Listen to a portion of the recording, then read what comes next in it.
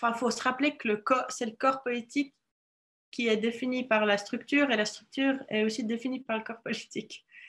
Au sens où on est quand même dans un système politique qui a été fait par et pour des vieux messieurs. Et que ce Parlement est encore majoritairement occupé par des vieux messieurs pour qui la situation va actuellement très bien. Il faut quand même rappeler que pour la majorité de ce Parlement, tout va très très bien actuellement. Il n'y a pas de problème d'argent, il y a d'immenses privilèges, il n'y a pas de racisme structurel, ni de risque d'être harcelé dans la rue. Enfin, tout ça va très bien. Donc, évidemment qu'il n'y a pas une volonté très grande au changement.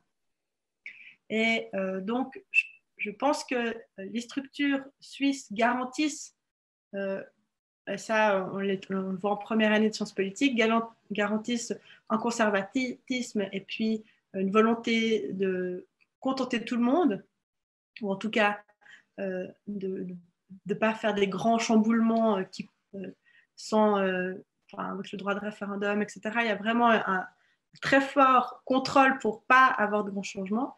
Mais on a aussi, ça attire aussi des gens, et on a aussi une classe politique qui renforce et veut renforcer ce système. Voilà, j'ai parlé de mon âge. Je suis toujours surprise d'être la plus jeune romande du Parlement, par exemple.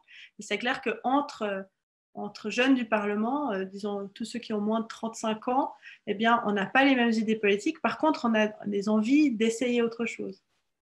Et puis, la lenteur est agaçante aussi pour nous. Et je pense que si la pyramide des âges était mieux représentée au Parlement, et que les carrières ou les expériences de vie étaient mieux représentées au Parlement, on aurait, je l'espère, une différente approche des besoins et de l'urgence.